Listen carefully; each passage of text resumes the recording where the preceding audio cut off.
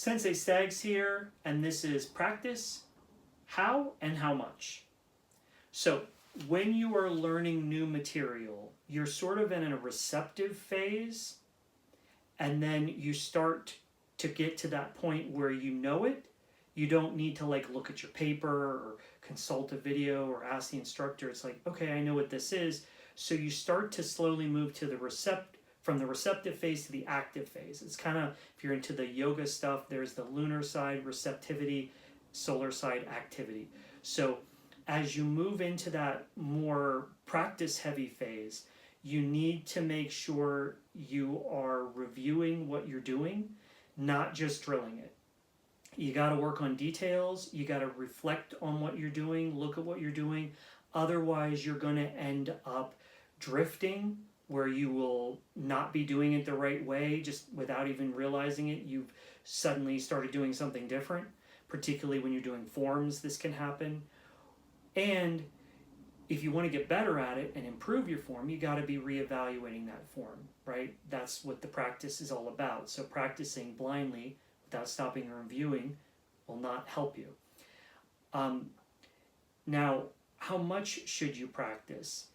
This depends on what you're going for, but my take is if you practice something less than once a week, you're going to get worse at it. So minimum once a week. If you want to get better, it's going to need to be 2 times or more. Especially if you're planning to demo or test, you want to be doing whatever it is 3 times a week or more, depending on what it is, right? If you're just throwing a basic strike, you can do that a bunch of times. Going through a form, maybe you do the form 3 times a week.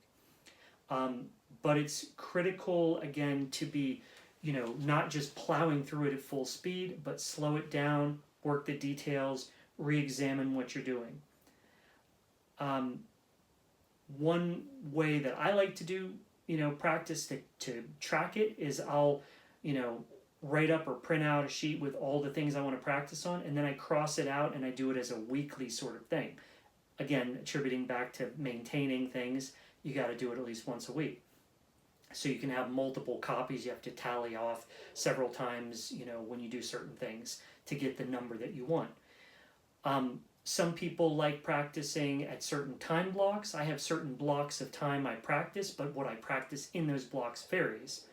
But whatever works for you, just remember rule 5, if you're not up to the practice session, don't force yourself, right? There'll be time to do it later. Do something else and then come back and practice when you're attentive and able to benefit from it.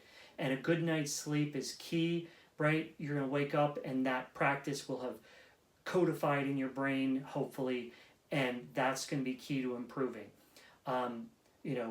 Again, rule 5, push yourself, don't break yourself. You don't want to overdo it. If you're practicing and end up hurt, you're not benefiting from it.